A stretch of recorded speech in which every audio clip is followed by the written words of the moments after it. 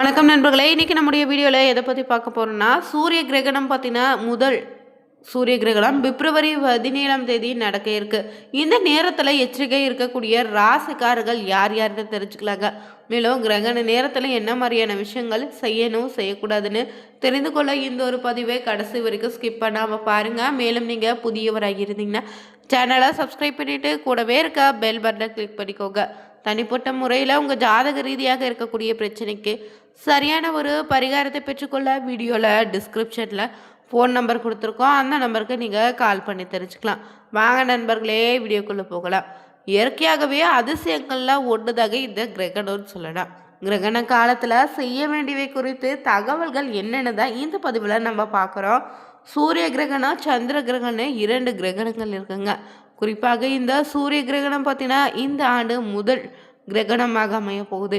வருகின்ற பிப்ரவரி 17ஆம் தேதி மதியம் பார்த்தீங்கன்னா 3:37 தொடங்கி இரவு 7:30 மணி வரைக்கும் இந்த கிரகண நேரம் அமைந்திருக்கு. இந்த நேரத்தில் பார்த்தீங்கன்னா என்ன மாதிரியான விஷயங்களை செய்யணும் செய்யக்கூடாதுன்னு பார்க்கலாங்க. பொதுவாக வேதத்தில் ஸ்வர்பனுன்னு சொல்லக்கூடிய அசுரன் சூரியனை மறைத்து இருளை பரப்பியிருக்கான்.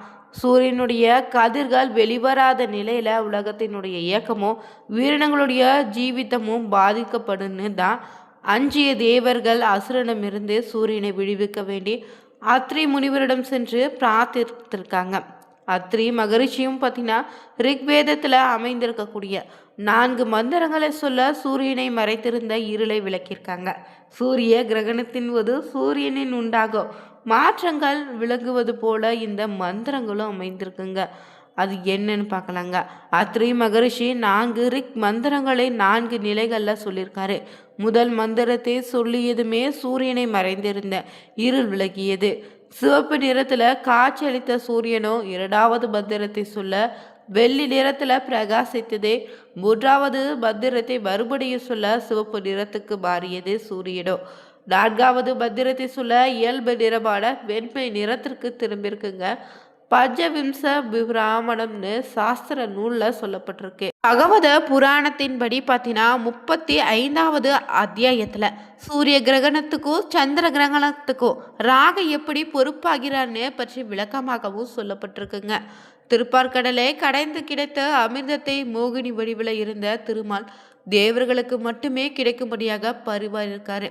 திருமாலுடைய சூழ்ச்சி அறிந்த ராகு பார்த்தீங்கன்னா அசுரன் யாரும் அறியாதபடி தேவர்களுடைய வரிசையில் சென்று அமர்ந்து கொண்டாரு. அவனுக்கும் அமிர்தம் கிடைத்திருக்கு. ஆனால் அதை அவன் முழுவதுமாக அருந்துவதற்கு முன்பே அவனை பற்றி தெரிந்து கொண்ட சூரியனோ சந்திரனோ மோகினி வடிவத்தில் இருந்த திருமாலிடம் காட்டி கொடுத்துட்டாங்க. திருமால் தன் சுதர்சனத்தால் ராகுவை தலை வேறாகவும் உடல் வேறாகவும் வெட்டி வீழ்த்திருக்காரு. அதனால சிறிது அமிர்தத்தை அருந்திய காரணத்தால் ராகும் பத்தினா மிருண்டோ உயிர் பிழைத்து கொண்டாரு. மனித தலையோடும் காணப்பட்டானா. தனக்கு இந்த நிலை ஏற்பட சூரியனும் சந்திரனும் காரணமாக இருந்ததால அவர்களை விழுங்கியிருக்காரு.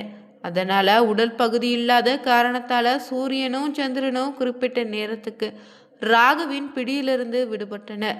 பின்னர் ராகு கிரகபதி பெற்று ஜோதிட சாஸ்திரத்திலும் இடம்பெற்றிருக்காரு. கிரகணங்களை கணித்துள்ளதற்கான பல சான்றுகளும் நம் சாஸ்திரத்துல இன்னும் புராணங்களை நீங்க பார்க்கலாங்க. மகாபாரதத்துல கிருஷ்ண பகவான் கிரகணங்களை பற்றிய தமது ஞானத்தை திறமையாக பயன்படுத்தி கொண்டு அர்ஜுனனை காப்பாற்றியிருக்காரு.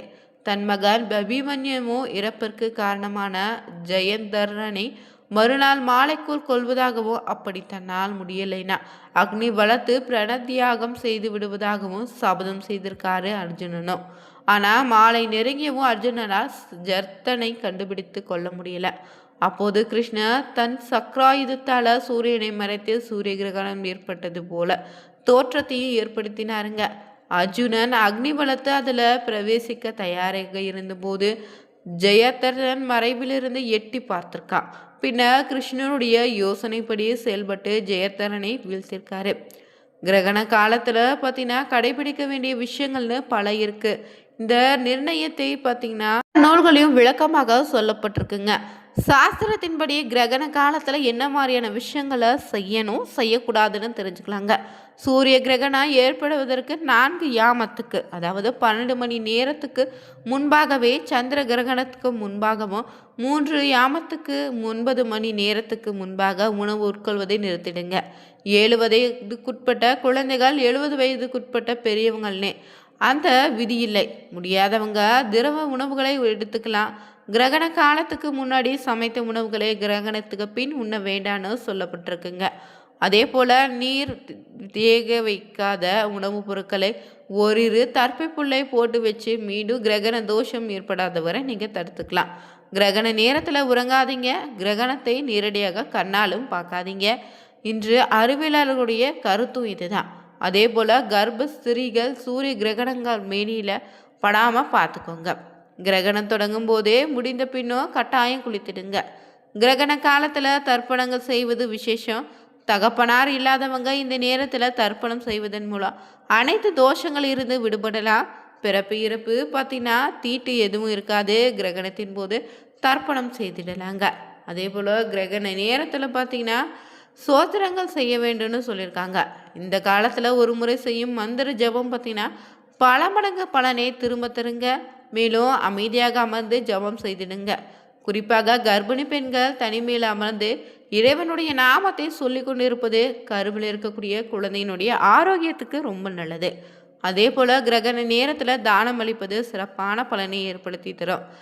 சூரிய கிரகணத்தின் போது கேதுவுக்கு பிரியமான தானங்களை அளிப்பது விசேஷமான பலனை தரும். கோதுமை, கொள்ளு இல்லைன்னா உளுந்து, தேங்காய், பழம் ஆகியவற்றை தானமாக கொடுக்கலாம்.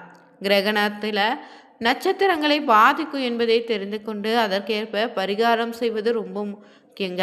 சூரிய கிரகணத்தின் போது பார்த்தீங்கன்னா மூலம், பூரட்டம், அஸ்வினி, மகம், கேட்டைன்னு 5 நட்சத்திரக்காரர்களுக்கு பரிகாரம் செய்துக்கோங்க.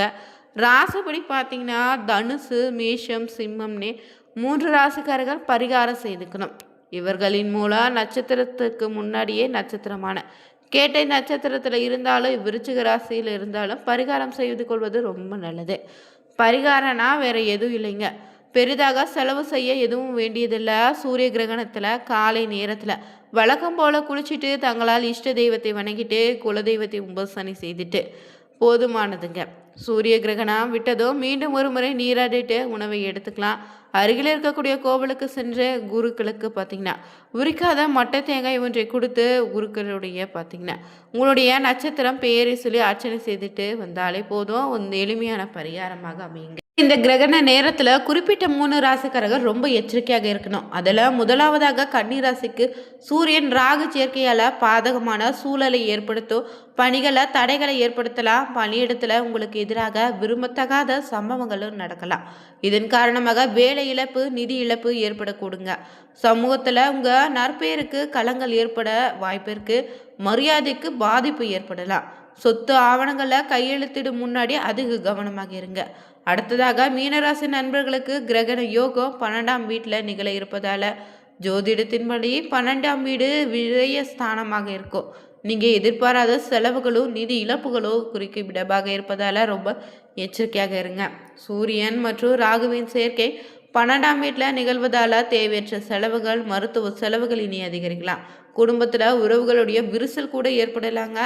பயணங்களால் அலைச்சலும் உடல் சோர்வு உண்டாகும். விபத்துக்கள் ஏற்பட வாய்ப்பிற்கு. இரவு நேர பயணங்களை தவிர்த்துடுங்க.